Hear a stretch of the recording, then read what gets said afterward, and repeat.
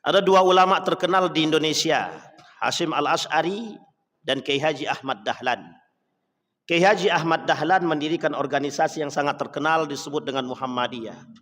Kiai Haji Hasyim Al-Asy'ari setelahnya mendirikan organisasi 1926 setelah Kiai Haji Ahmad Dahlan meninggal dunia. Apa organisasi yang dibangun, yang didirikan? Organisasi yang didirikan adalah Nahdlatul Ulama. Apa alasan mendirikan itu? Karena wafatnya seorang ulama besar yang mendirikan organisasi besar, namanya Muhammadiyah. Dalam tulisan beliau, dalam kitab Risalah Ahlus Sunnah wal Jamaah, yang oleh Buya Hamka, di dalam tulisan Buya Hamka tentang dinamika umat itu disampaikan oleh Buya Hamka. Atas kelak di akhir zaman itu manusia itu terpecah sekian banyak, yang terbagi dalam berbagai macam golongan. Di dalam hadis baginda Nabi Muhammad SAW, setidaknya Nasrani itu terbagi 71, sementara Yahudi terbagi 72. Tapi kemudian Ahlus Sunnah wal Jamaah atau Islam itu sendiri terbagi 73. Satu di antaranya Ahlus Sunnah wal Jamaah yang selamat, sisanya tidak selamat. Yahudi tak selamat, Nasrani tak selamat, Islam yang lain selain daripada Ahlus Sunnah wal Jamaah itu tak selamat juga. Dan itu zahir, hadisnya sahih, dinukil oleh sekian banyak para ulama. Pertanyaannya adalah, apa makna daripada 73 golongan, kata Nabi? Terpecah menjadi 73 golongan itu maknanya apa? Itu ternyata bahasa oleh para ulama hadis kiasan. Majelis Ulama Indonesia, khusus di Indonesia saja, ada 1000 lebih aliran sesat. Itu Majelis Ulama Indonesia rilis 1000 lebih. Dalam tulisan Majelis Ulama Indonesia ada 10 karakter daripada aliran sesat yang dianggap sesat oleh Majelis Ulama Indonesia. Pertanyaannya, yang tadinya 73 di Indonesia saja 1000 lebih. Maka kata Ibnul Qayyim Al-Jauziyah, saya mengutip dan menukil perkataan Ibnul Qayyim Al-Jauziyah, fitnah yang terbesar kelak di akhir zaman itu cuma 2, syubhat dan syahwat. Nah, persoalan syubhat itu persoalan yang paling berbahaya lagi, yang kelak melahirkan tahayul bid'ah dan khurafat, yang menjadi agenda besar daripada pemurnian akidah pada masanya, post-puritanism. Siapa yang mempelopori hal tersebut? Kiai Haji Ahmad Dahlan pada masanya. Untuk kilas balik Indonesia, yang kemudian pada masa itu todongan banyak yang menganggap bahwa apa yang dilakukan Kiai Haji Ahmad Dahlan itu adalah bentuk daripada pengacauan umat dan pembelah. Mereka tuduh begitu. Alasannya kenapa? Alasannya menghapus yang disebut dengan bid'ah, tahayul dan khurafat, yang kelak di akhir zaman itu menjadi fitnah terbesar. Dalam bahasa lain fitnah syubhat. Anak daripada fitnah syubhat itu kelak ada namanya bid'ah. Dan Nabi bilang dalam hadisnya, kelak di akhir zaman itu, kata Nabi, pelaku-pelaku bid'ah itu bertebaran. Dan sangat banyak sekali. Bapak Ibu sekalian yang berbahagia, pada masa baginda Nabi Muhammad SAW hidup, masa Nabi masih hidup, itu Nabi palsu setidaknya 7 orang pada masa Nabi hidup. Itu ada 7. Nabi masih hidup. Sampai Nabi bilang begini, satu ketika Nabi ingin memberikan harta rampasan kepada para sahabat, diberikan kepada para pejuang. Datang seorang pemuda bernama Dzulkhuwaisirah. Ini perlu diingat baik-baik nama ini. Dalam sejarah nama ini punya peran besar dalam memecah belah umat, termasuk membunuh para sahabat. Namanya Dzulkhuwaisirah. Dzulkhuwaisirah ini hidup pada masa Nabi. Ketika Nabi memberikan harta rampasan, itu kemudian dia bilang begini, "Hei Muhammad, i'dil." "Mala a'dil," kata Nabi Muhammad. Nabi dibilang, "Hei Muhammad," dia tidak pakai kata Rasul, tidak pakai kata Nabi, tidak. Dia bilang, "Hei Muhammad, yang adil dong," kata dia. Tapi kemudian Nabi bilang, "Kalau aku tak bisa berlaku adil, siapa yang bisa berlaku adil?" Kata Nabi. Kata Umar bin Khattab, "Pokoknya Nabi kita bunuh aja nih orang. Da'ni anaqtul," kata dia. Ini Umar bin Khattab karakter dia. Umar paling anti dengan kesesatan, paling anti. Sehingga bagi Umar kesesatan itu, bagi pelaku kemusyrikan itu nyata. Bapak Ibu sekalian yang berbahagia, di dalam Al-Quran ada 3 kalimat yang harus kita pahami. Yang pertama ada yang disebut dengan kafaru. Kalimat kafaru ini itu disandarkan kepada siapa? Dalam Al-Quran ada disebut 2 golongan. Kafaru ini Yahudi wan Nasara. Pertanyaannya, Nasara ini siapa? Apakah Nasrani yang kita pahami hari ini? Kristiani? Bukan. Coba sandingkan kalimat itu dalam sejarah. Nasara itu bagian daripada orang-orang Yahudi yang pengikut daripada Nabi Isa, yang mengaku mengikuti Nabi Isa. Pertanyaannya, yang mengikuti Nabi Isa ini siapa? Bani Israel. Yang kelak dari Bani Israel ini muncul kelompok yang disebut dengan Yahudi. Maka para ulama Quran mengatakan yang disebut dengan kafaru ini siapa? Yahudi wan Nasara. Kemudian ada kalimat selanjutnya di dalam Al-Quran, namanya asyraku, yang diberi gelar musyrikun. Siapa musyrikun di situ? Ma'adal Yahud wan Nasara, selain daripada Yahudi dan Nasrani. Majusinya masuk. Maka ada yang mengatakan, mohon maaf jangan tersinggung, ada yang mengatakan majusinya hari ini itu Syiah. Majusinya hari ini Syiah. Bahkan ada yang lebih frontal mengatakan, seorang alumni India dan mengambil jurusan Al-Quran di Universitas Islam Madinah, apa kata dia? Musyrikunul yaum, orang musyrik hari ini itu majusil ad, majusi sekarang. Siapa mereka? India. Sampai berani dia katakan India. Kenapa dia katakan India? Laisan minan Nasara, mereka bukan dari orang Nasara. Dan ini poin penting, Pak. Asyraku, orang-orang musyrik. Pertanyaannya, siapa orang-orang musyrik di sini? Yang menyembah selain daripada Allah. Atau orang muslim yang menyembah selain daripada Allah atau menduakan Allah. Masuk dalam kategori asyraku. Yang menyembah patung, musyrik. Yang menyembah matahari, musyrik. Yang menyembah api, yang menyembah dan lain sebagainya, masuk dalam kategori musyrikun. Ternyata yang dimaksud asyraku dalam Al-Quran adalah mereka ini. Nah, maka dikatakan majusinya dari golongan umat muslim itu, sebagian ulama mengatakan Syiah sekarang. Nah, tapi ini tak ada kaitan antara perang Israel dengan Iran ya. Nanti kapan-kapan kita sikat itu. Tapi poin pentingnya di situ, Pak. Asyrakunya di situ. Maka Yahudi dan Nasara dan asyraku, orang-orang musyrik. Yahudi dan Nasara masuk dalam kalimat kafaru, orang-orang yang kafir. Jelas apa makna kafir tersebut? Menutupi diri daripada kebenaran. Yahudi menentang Tuhan, Bani Israel, dan itu pengkhianatan yang pernah mereka lakukan. Nasara sama, yang menyalib Nabi Isa alaihissalam dalam pandangan mereka, meskipun bukan Nabi Isa yang disalib. Kembali kepada poin tadi. Pada masa Nabi Muhammad SAW hidup bergandengan Yahudi, Nasara di Madinah. Dan uniknya, hidup di masa Nabi juga yang bersanding dengan Nabi bukan hanya Yahudi, bukan hanya Nasara, tapi juga al-munafiqun. Yahudi sempat masuk Islam ketika kiblatnya masih di Masjidil Aqsa. Kata kaum Yahudi, kami akan tetap bersama dengan Muhammad dan kami Muslim. Setelah perintah atau turun, apa yang turun? Ayat, fawalli wajhaka syatral Masjidil Haram. Hadapkan wajahmu ke Masjidil Haram. Apa kata kaum Bani Israel? Atau apa kata kaum Yahudi? Kami tidak beriman kepada Muhammad. Liyuthabbita bihi fuad. Nah, Allah pengen tahu di antara ketika berpalingnya Masjidil Haram, Masjidil Aqsa atau kiblat ke Masjidil Haram, itu yang pertama kali murtad itu kaum Yahudi. Apa kata kaum Yahudi? Kami tak sejalan dengan Muhammad. Coba bayangkan. Itu ketika berpaling. Hidup di masa Nabi, Yahudi, Nasara.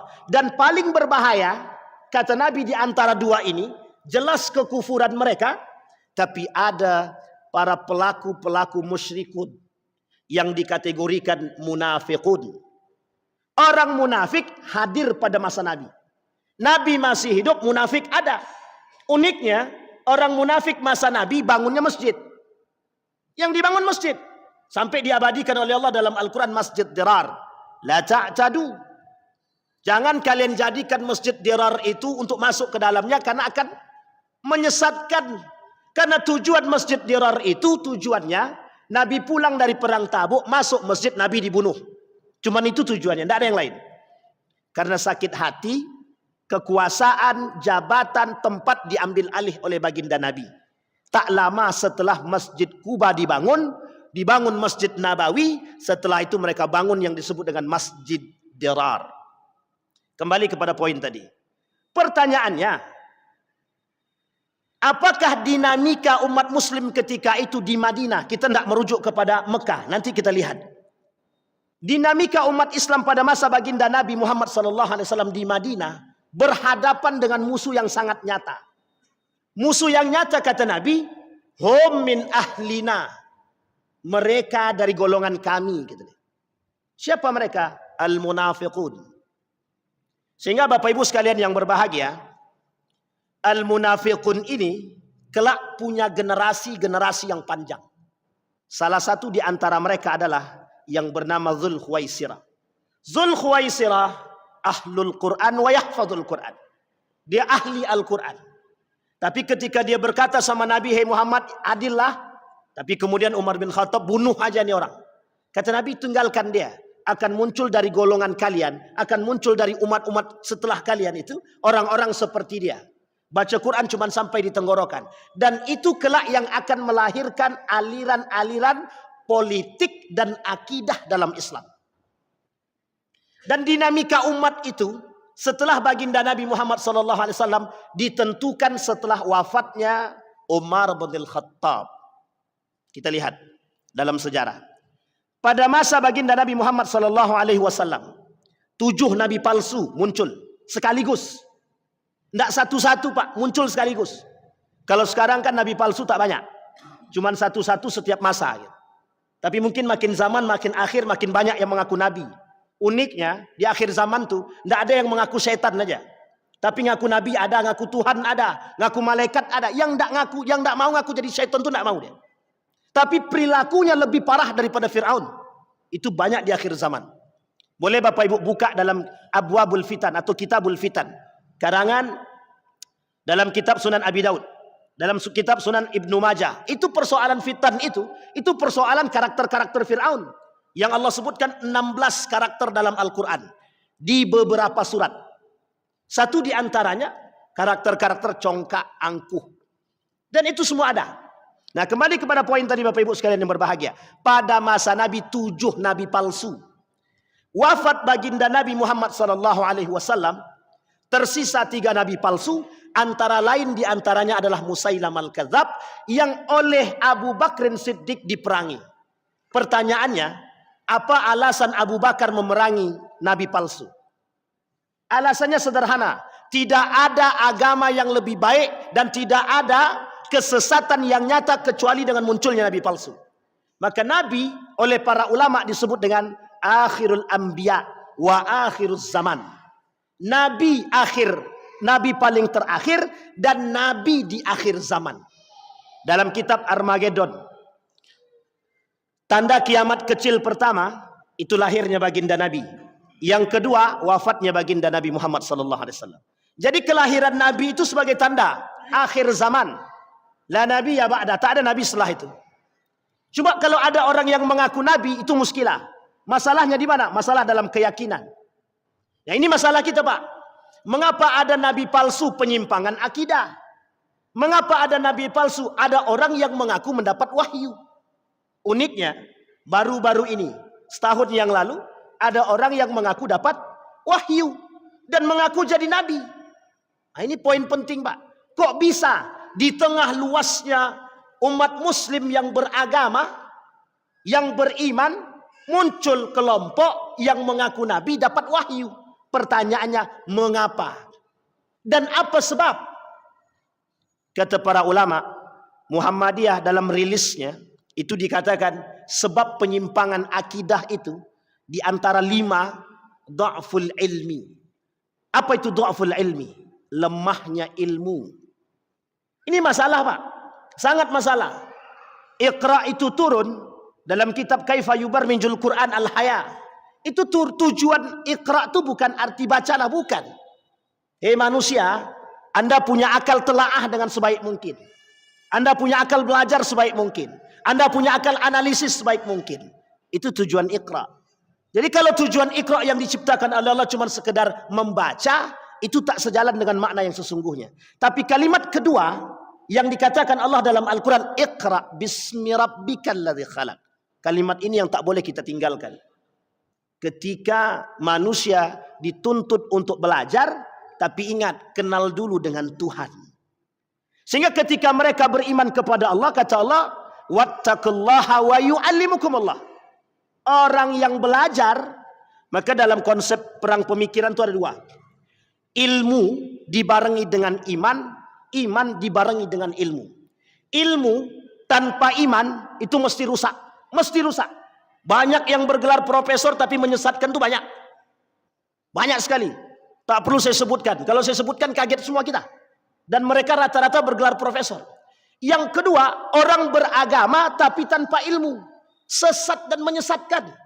Dha'ful ilmi menyebabkan munculnya syubhat dalam agama. Apa kata Wahbah Zuhaili? Maaf, bukan Wahbah Zuhaili. Syekh Mutawalli Sya'rawi. Syubhat terbesar itu dan bid'ah terbesar itu ada terletak pada urusan agama. Itu yang terjadi. Musailamah al-Kadzab itu kesombongan dia cuma satu saja. Dia merasa dapat wahyu karena kehebatan dia ahli syair. Waktu itu orang yang ahli syair itu sangat terhormat sekali. Sehingga oleh Musailamah al-Kadzab merasa punya kelebihan dalam syair, merasa punya kelebihan dalam bahasa Arab. Dia coba buat syair tentang tandingan Al-Quran. Lebih tepatnya dalam ilmu gajah. Di Al-Quran ada al-fil. Mereka buat juga al-fil. Tapi maknanya berbeda. Diketawakan oleh pengikutnya Musailamah al-Kadzab. Ngamuk dia.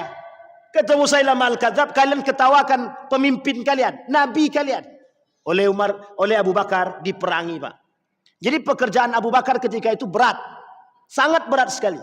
Kita sekarang ini tidak terlalu berat perjuangan kita. Karena pada masa itu, kalau tidak diperangi oleh Abu Bakar, maka bisa dipastikan Islam tak akan pernah kita dengar. Satu. Yang kedua, yang diperangi oleh Abu Bakar, orang-orang murtad. Yang ketiga, orang yang tak mau bayar zakat. Ketiga-tiga poin ini, itu kalau tidak diperangi oleh Abu Bakar pada masanya, itu rusak, serusak-rusaknya. Ketika baginda Nabi wafat, di Mekah, setengah penduduk Mekah murtad.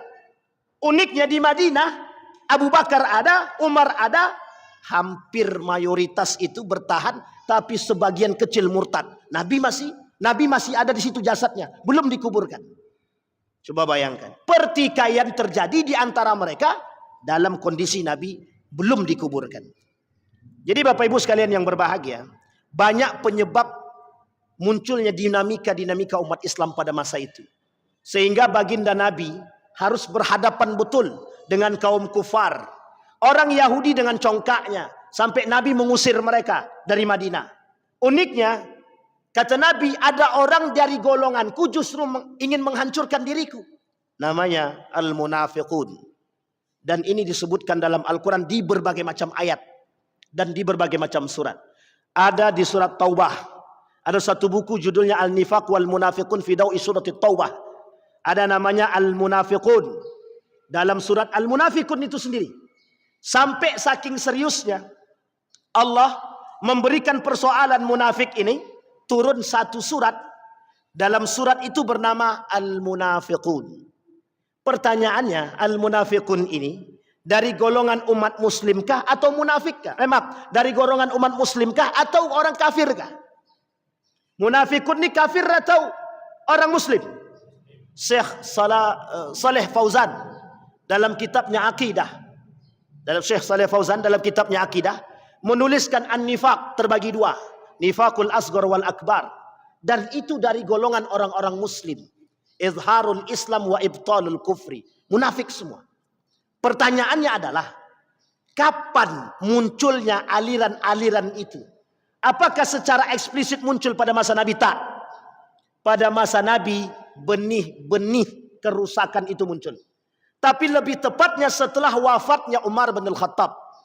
Jadi Umar bin Khattab oleh Nabi disebut sebagai pintu penghalang fitnah. Dalam kitab Mauqiful al-Fitan fi Mauqiful Ulama fil Fitan. Sikap para ulama dalam persoalan fitnah. Satu di antaranya dalam kitab tersebut dibahas persoalan pertama. Ketika pintu ini terbuka, maka semua fitnah mengalir. Hudzaifah tanya, "Atadruna man huwal bab?" Tahu kalian siapa pintu tersebut? Dijawab oleh para sahabat, tidak ada yang tahu.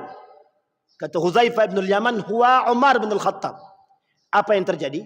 Wafat Umar bin Khattab, semua fitnah-fitnah itu terbuka. Orang yang pertama yang menemukan fitnah itu, yang mendapatkan fitnah itu, baik syubhatnya ataupun syahwatnya, terjadi pada masa Utsman bin Affan. Umar bin Khattab, yang membunuh Umar bin Khattab itu mengerti agama, paham Al-Quran. Yang membunuh Utsman bin Affan itu menggunakan Bismillah Allahu Akbar, paham Al-Quran, mengerti agama. 6 orang dengan tusukan yang bertubi-tubi. Yang membunuh Ali bin Abi Thalib mengerti agama, mengerti betul dengan Al-Quran. Yang membunuh atau meracun Al-Hasan sama mengerti Al-Quran. Yang membunuh Al-Husain, yang menggorok lehernya, paham Al-Quran, bahkan hafal Al-Quran. Pertanyaannya, muslim atau non-muslim? Muslim atau kafir? Muslim. Artinya yang membunuh muslim itu sendiri. Dengan dalih, dengan kalimat Al-Quran, dengan kalimat Islam. Sama, Pak. Dan itu syubhat terbesar kita hari ini. Dan itu dinamika umat muslim hari ini. Dan itu problematika umat muslim hari ini. Maka kalau umat muslim mau punya perhatian khusus dalam aspek ini, maka akan ketemu, Pak, titiknya. Di mana persoalannya? Persoalannya sederhana. Cara memahami agama. Dia poinnya di situ. Kembali kepada poin tadi. Maka kata baginda Nabi Muhammad SAW, semasa Nabi hidup, Nabi palsu muncul. Orang-orang munafik muncul. Sampai Hudzaifah memegang 40 nama orang munafik. 40 nama. Umar datang, ada anak nambah aku di situ. Kata Hudzaifah, dia tak mau menyampaikan, tak mau menyebutkan. Hudzaifah sampai hayat dia mati, dia tak pernah sebutkan 40 orang itu. Kaum munafik. Dan uniknya kaum munafik itu tukang melakukan pecah belah umat pada masa baginda Nabi Muhammad sallallahu alaihi wasallam. Kembali kepada poin. Umar bin Khattab meninggal, dibunuh. Fitnah mulai bermunculan. 6 tahun kepemimpinan Utsman bin Affan, semua menyayangi Utsman bin Affan. 6 tahun terakhir muncul sebuah fitnah. Disitulah datangnya para Utsman bin Affan dari Mesir. Yang ketika itu terindikasi, mohon maaf, ketika itu terindikasi mengikuti paham yang mereka katakan kami pengikut Ali bin Abi Thalib. Propaganda yang mereka bangun ketika itu untuk merusak citra Ali bin Abi Thalib, yang setelah itu Ali bin Abi Thalib bertikai dengan Siti Aisyah yang disebut diabadikan dalam sejarah nama perangnya Perang Jamal. Tidak ada pertumpahan darah. Ketidakpercayaan Siti Aisyah kepada Ali bin Abi Thalib yang tidak bisa menumpas. Ali tak tahu menau. Setelah terbunuh Utsman, Ali datang. Pembunuhnya sudah nggak ada. Pembunuhnya udah nggak ada. Yang tersisa istri dia yang masih hidup dalam kondisi tangan yang patah dan dipatahkan. Sementara ajudan dia, kalau bahasa sekarang, Utsman bin Affan, itu dibunuh. Jadi yang membantu Utsman dibunuh. Istri dia patah tangan dia, dipatahkan. Jadi jangan salah, Pak. Pembunuhan pada masa Utsman itu sadis. Pada masa Ali sadis. Dan paling sadis lagi nanti pada masa Al-Husain. Dan yang dilakukan dalam bentuk kebahagiaan. Mengatasnamakan Allah. Mengatasnamakan Islam. Apa kata mereka? Ya Allah, aku serahkan jasad Utsman ibn Affan untukmu. atas kezaliman yang dia buat. Coba bayangkan, sahabat Nabi yang sudah dipastikan masuk Islam bertikai Ali dengan Aisyah, karena Ali oleh Nabi sudah disampaikan dalam hadis. Kata Nabi kepada Ali bin Abi Thalib, sini, kelak engkau akan bertikai dengan Ummul Mukminin. Langsung galau Ali bin Abi Thalib. Maksudnya, waktu itu saya celakakah? Dia bertanya sama Nabi. Jawab Nabi, tidak. Engkau akan menang atas diri dia. Dan jika engkau masih dapatkan dia, letakkan dia kembali di tempatnya. Betul Pak? Ali menang atas Aisyah. Ali biarkan Aisyah kembali ke Madinah. Dan Aisyah tetap di Madinah. Ali pindahkan kerajaan sistem khalifah ketika itu dari Madinah pindah ke Kufah yang hari ini kita sebut sebagai Irak. Yang dulunya Babilonia. Ini sejarah nih Bapak Ibu, perlu dipahami. Singkat cerita, ini singkat cerita aja nih Pak. Muawiyah tidak terima, kata Muawiyah tidak begitu. Pokoknya Ali harus mencari pembunuh Utsman. Aku tidak akan berbaiat kepada Ali sampai dia temukan. Kata Ali bin Abi Thalib, itu Muawiyah berkhianat kepada kami. Datang tukang gesek di belakang, betul tuh. Habiskan aja, lawan aja. Tukang gesek dari sisi Muawiyah juga begitu. Udahlah pokoknya perang. Terjadi perang yang disebut dengan perang Siffin. 45.000 yang meninggal dari kalangan Muawiyah, 25.000 yang meninggal dari golongan Ali bin Abi Thalib. Dimenangkan oleh Ali. Muawiyah tahu kondisinya sudah tak baik, dibuatlah namanya arbitrase. Arbitrase perdamaian. Diikat Al-Quran, ditombak, diangkat Al-Quran dalam bentuk perdamaian.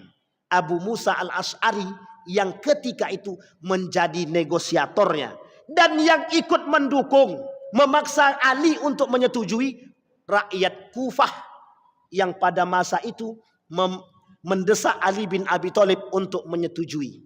Singkat cerita Bapak Ibu sekalian yang berbahagia, mereka pula lah yang mengkhianati Ali bin Abi Thalib setelah pulang dari tempat pertempuran menuju Kufah. Di perbatasan Harura keluarlah 200 lebih dari golongan mereka yang mengakui mengikut Ali, yang kelak mereka disebut sebagai golongan Khawarij. Dan ini golongan yang diperangi oleh Ali dalam perang yang disebut dengan perang Nahrawan. Dihabisin sama Ali bin Abi Thalib semuanya. Dalam riwayat yang lain, kalau kita baca dalam sejarah yang lain, Ali menyisakan 10 kaum munafik. 10 kaum Khawarij itu disisakan 10. Dalam riwayat yang lain dihabisin semua oleh Ali bin Abi Thalib. Tidak ada yang ditinggalkan. Tapi ulama lebih condong pada yang 10. Yang 10 ini bukan ditinggalkan, tapi lari kalang kabut. Satu di antara mereka anak daripada Dzul Khuwaisirah. Yang ketika itu dalam perang Khawarij itu Dzul Khuwaisirah terbunuh. Dan anaknya lari, kelak yang akan membunuh Al-Husain pada perang Karbala, dan dia mengikuti itu. Di mana? Perbatasan dekat Kufah. Jadi Bapak Ibu sekalian yang berbahagia, Nabi pernah bilang begini dalam hadisnya. Kelak akan muncul 3 kekuatan Islam yang besar. Yang pertama dari Irak, yang kedua dari Yaman, yang ketiga dari Palestina. Dari Irak, kata para ulama, tidak bisa dijadikan sandaran karena banyak di antara mereka para pengkhianat. Yang dari Yaman tak memiliki kekuatan yang lebih, tapi memang Yaman selalu membantu. Dan yang ketiga dari Palestina, Syam. Palestina, Yordania, Suriah, kemudian satu lagi Libanon. Ini kekuatan Muslim akan muncul dari sini. Kembali kepada poin tadi. Meninggal Utsman bin Affan, bertikai Ali dengan Aisyah, bertikai juga Ali dengan Muawiyah. Disinilah Bapak Ibu sekalian yang berbahagia, secara eksplisit umat Muslim mulai terpecah. Muncul kelompok pertama yang disebut dengan Khawarij. Dan orang-orang yang masih bersama dengan Ali bin Abi Thalib, mereka mengatasnamakan nahnu syi'i, pengikut keluarga baginda Nabi Muhammad sallallahu alaihi wasallam, yang kita kenal hari ini sebagai Syiah. Sampai di sini bisa dipahami Bapak Ibu ya. Jadi poin penting dalam sejarah ini tidak boleh kita lupakan. Dan di masa inilah Bapak Ibu sekalian yang berbahagia, persoalan agama mulai terpecah secara luas. Ditambah lagi ketika Al-Hasan Ali meninggal, dibunuh oleh Ibnu Muljam, salah satu orang-orang Khawarij, yang kemudian dilanjutkan dalam kesepakatan para sahabat mengangkat Al-Hasan menjadi khalifah yang diberontak oleh Muawiyah. Nanti sistem monarki pertama dalam sejarah, sistem monarki pertama, nepotisme pertama dalam sejarah umat muslim itu terjadi pada masa Muawiyah ibn Abi Sufyan, yang mengangkat anak kandungnya menjadi pemimpin yang bernama Yazid ibn Muawiyah, yang oleh ulama Damaskus pada masa itu disepakati akan kefasikannya. Jadi Bapak Ibu, sejarah pernah terjadi. Orang fasik jadi pemimpin itu pada masa Yazid ibn Muawiyah, disepakati oleh ulama-ulama Syam. Jadi kalau sekarang banyak pemimpin fasik, itu sebenarnya mungkin cicit-cicit daripada Yazid bin Muawiyah. Oh, mungkin bisa jadi cicit-cicit Fir'aun lah. Sampai di sini bisa dipahami Bapak Ibu. Nah, muncul kelompok yang pertama yang akan kita bahas malam hari ini, yang oleh sebagian ulama dikategorikan sebagai aliran sesat dan memusuhi. Nama dia Syiah. Ini tak ada kaitan dengan Iran dan Israel. Tapi kalau mau dikaitkan nanti kita kaitkan. Iran, kapan ada orang Syiah di Iran? Persia. Itu setelah terjadinya bombardir yang dilakukan Daulah Abbasiyah pada masanya. Daulah Umayyah pada masanya. Tersebarlah orang-orang ini yang tak suka dengan penduduk Kufah. Ada yang pindah ke Persia, Iran. Ada yang pindah ke tempat yang lain. Ada yang ke Mekah, ada yang ke Madinah. Semua tersebar. Termasuk satu sisi Persia ketika itu yang kita sebut hari ini sebagai Iran. Ini cikal bakal Syiah di Iran. Dan ini Bapak Ibu sekalian yang berbahagia, dalam sejarah, Iran dalam sejarah adalah kota yang punya mental perang terbaik di dunia. Dan Iran pernah punya mental menang pada masanya. Ketika Babilonia yang begitu besar pernah ditaklukkan oleh Persia pada masanya. Jadi kalau sekarang Iran bangga dengan mengatakan kami siap berperang, itu karena mental dia, mental nenek moyang. Dulu Iran pernah kerjasama dengan Yahudi untuk menaklukkan Babilonia. Orang Yahudi itu berada di Babilonia. Jadi orang Yahudi di Babilonia berkhianat kepada Iran. Babilonia itu Irak sekarang. Orang-orang Babilonia pengkhianat, Yahudi di Babilonia juga berkhianat. Sehingga ketika itu mudah bagi Persia menaklukkan Babilonia. Singkat cerita Bapak Ibu sekalian yang berbahagia, pada masa dinasti Abbasiyah muncul kelompok yang mengatasnamakan secara eksplisit dan terang-menerang yang disebut dengan Syiah. Ali sudah terbunuh. Al-Hasan sudah meninggal. Al-Husain sudah dipotong. Dan pembunuh Al-Husain wal Hasan itu orang-orang Kufah. Dan yang berkhianat kepada Ali orang Kufah. Semuanya Kufah yang kelak menjadi Syiah di sana. Jadi Syiah pertama itu di Kufah, pengkhianat Pak. Irak itu pengkhianat pada masanya. Kalau sekarang wallahu alam, tapi oleh sebagian para pengamat tetap pengkhianat. Karena mereka pernah meminta surat, melayangkan surat kepada Al-Husain untuk kembali ke Irak untuk memberontak kepada Yazid bin Muawiyah. Oleh Yazid ditekan, kalau kalian mau selamat, anak istri kalian masih bisa makan, balik arah. Udah pulang, bubar. Bubar semua. Semua berkhianat kepada Al-Husain. Karena sudah di tengah jalan, mau tak mau lanjut. Akhirnya diarahkan ke Karbala, dibunuh di situ. Dan pembunuhan tersadis dalam Islam itu masuk dalam kategori pembunuhan Al-Husain. Yang oleh Nabi sudah disampaikan ketika Nabi mencium leher daripada Al-Husain. Dan Nabi pernah mencium bibir Al-Hasan. Al-Husain iri sama Nabi, sama Al-Hasan. Kenapa kok Al-Hasan dicium bibirnya sementara aku leher? Disampaikan oleh Nabi kepada anaknya Fatimah. Kelak cucuku akan mati, meninggal setelah melakukan perdamaian. Betul Pak. Al-Hasan itu yang mendamaikan. Dan diracun, dicium di bibir karena kelak diracun. Dicium di leher karena kelak lehernya putus. Dan pembunuh-pembunuh ini, insya Allah kapan waktu kita kaji tentang Karbala. Biar Bapak Ibu tahu sejarah Karbala itu yang sangat-sangat menyakitkan, menyedihkan banget. Uniknya dalam sejarah Karbala itu, anaknya Al-Husain itu, yang baru lahir 6 bulan, itu di samping medan perang di pinggiran Karbala, itu ada sungai. Sedang minum ditembak pakai panah, tembus Pak lehernya leher daripada Al-Husain. Cara membunuhnya begitu Pak. Dalam bayangan mereka yang membunuh Al-Husain itu, biar Bapak Ibu tahu, itu mereka membunuh Bismillahi Allahu Akbar.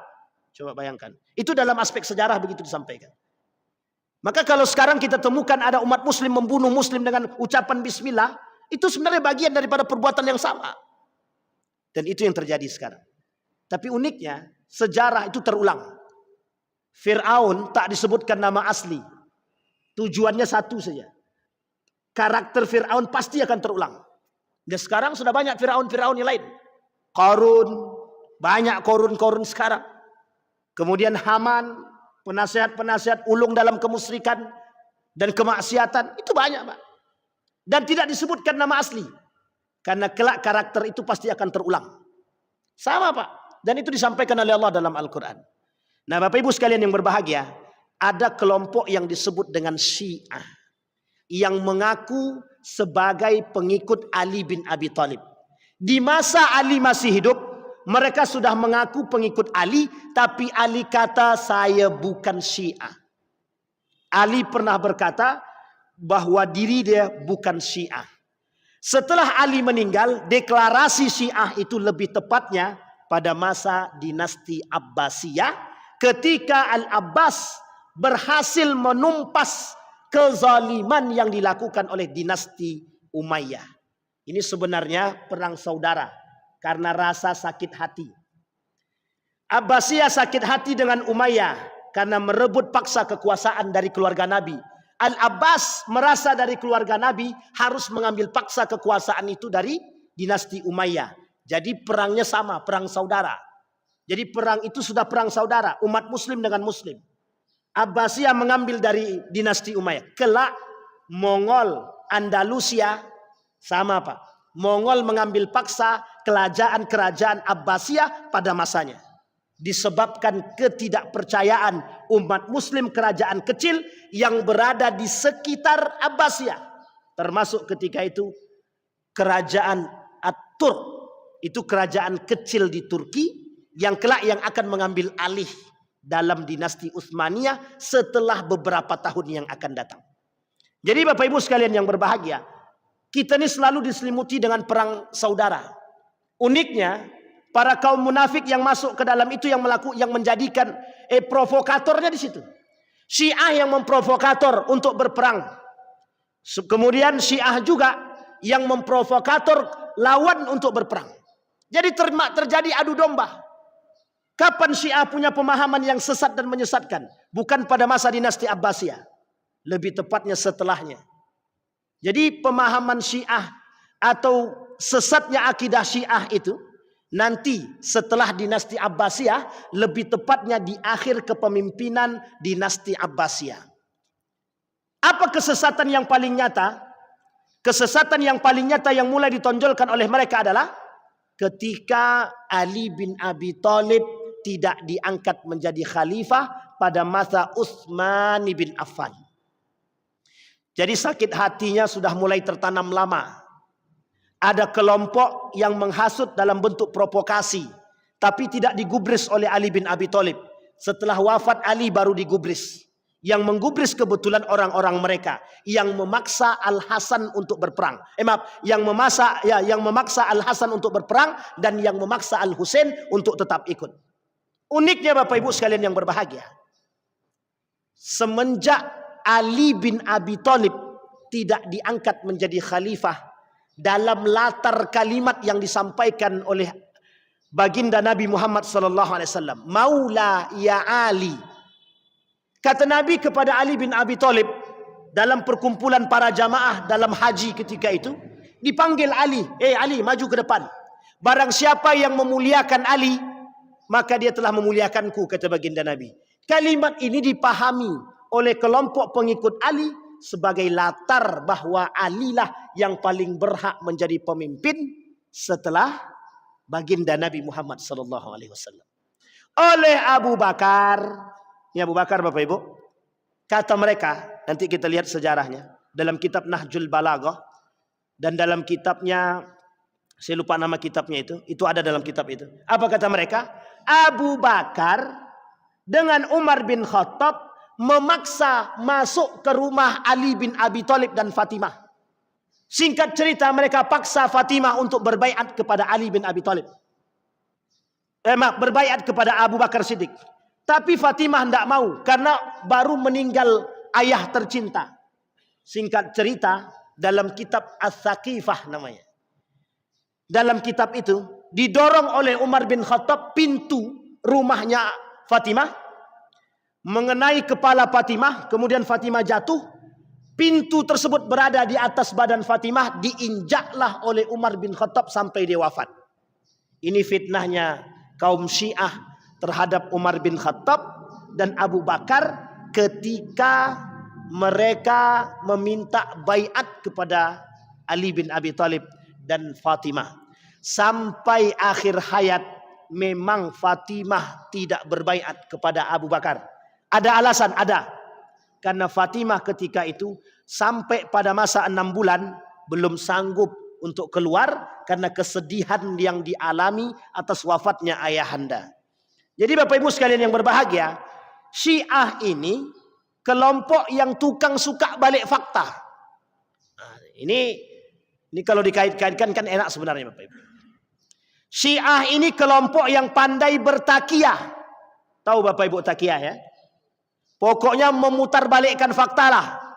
Itu hobi sekali Syiah tuh. Pada tahun 2008, kalau saya tak khilaf, ada pemuka Syiah di Indonesia menyebarkan buku-buku paham-paham Syiah dalam ajaran-ajaran keagamaan di Indonesia. Oleh Majelis Ulama Indonesia dipanggil. Kemudian mereka berangkat ke Iran dan disampaikan di sana kepada pemuka Iran ketika itu, pemuka orang-orang Syiah. Tolong jangan sebarluaskan lagi paham Syiah di Indonesia. Dalam ucapan itu mereka katakan siap, kami tak akan sebarkan. 2 tahun kemudian ada namanya percetakan Mizan di Yogyakarta menyebarkan isu-isu benih-benih Syiah. Nah, itu kita nih sekarang kalau Syiah itu memang sangat banyak sekarang. Dan Syiah itu sekarang ada di struktural. Banyak. Dulu di Pekanbaru ini ada namanya Ustadz, pernah datang ke sini Ustadz Sofwan. Yang pernah diusir oleh Ustadz Roni Chandra. Yang mengisi di hari Rabu. Itu pakar Syiahnya Riau yang dikenal. Yang mengusir Ustadz Sofwan itu. Dan mereka pandai bertakiyah. Mereka tak mau berdebat dalam urusan sholat. Tapi mereka mau berdebat dalam urusan filsafat. Dan itu berperang dalam filsafat. Tujuannya satu saja. Membuat pola pikir kita yang sunni ini untuk berubah. Sehingga mereka, perang sunni dan Syiah ini terus berkelanjutan. Seorang pakar tafsir. Namanya, siapa namanya itu? Penulis kitab tafsir Al-Misbah. Quraisy Shihab. Dalam tulisannya dia tulis begini. Mungkinkah sunni dan Syiah bersatu? Kalimat itu diulang oleh Ali Khumaini beberapa waktu yang lalu. Hei orang-orang Syiah, udah tidak saatnya kalian untuk menyebarluaskan paham Syiah ke Sunni. Saatnya kita bersatu. Sampai di sini paham Bapak Ibu? Yang dibuat oleh Syiah ketika itu dalam kedustaan yang nyata. Syiah tak akan mungkin bersatu dengan Sunni. Itu tidak mungkin. Syiah itu musuh nyata kita. Pengkhianat terbesar dalam Islam. Selain daripada kelompok yang disebut dengan Khawarij. Nanti Bapak Ibu di pertemuan selanjutnya mudah-mudahan jika Allah izinkan kita ketemu, kita sampaikan aturan-aturan kesesatan yang dimiliki oleh kelompok Syiah yang sebagian itu mohon maaf. Sebagian itu masuk dalam tradisi-tradisi umat muslim yang ada di Indonesia. Bahayanya di situ. Itu bagian daripada bid'ah dan syubhat yang harus menjadi perhatian kita kelak terhadap kelompok-kelompok Syiah. Apa kata Erdogan dalam satu pemahaman? Israel itu musuh yang nyata. Kita tetap harus melawan. Tapi Syiah juga musuh kita. Kita harus siap bersikap dengan mereka. Artinya apa? Mendukung Iran saat ini mungkin bagian daripada perbuatan, sikap.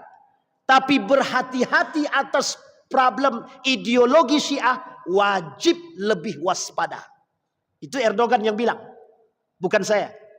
Tapi saya cuma mentafsirkan maknanya. Kenapa demikian? Ketakutan paham Syiah itu jelas. Jangan salah Bapak Ibu. Syiah itu punya model politik yang tak bisa kita tebak kadang-kadang. Kapan waktu kita bahas dulu kesesatan-kesesatan Syiah dan berapa banyak terbagi mereka yang ada di Indonesia. Dan bagaimana sikap Majelis Ulama Indonesia terhadap sikapnya kelompok-kelompok Syiah. Mudah-mudahan ada manfaat bagi kita semua.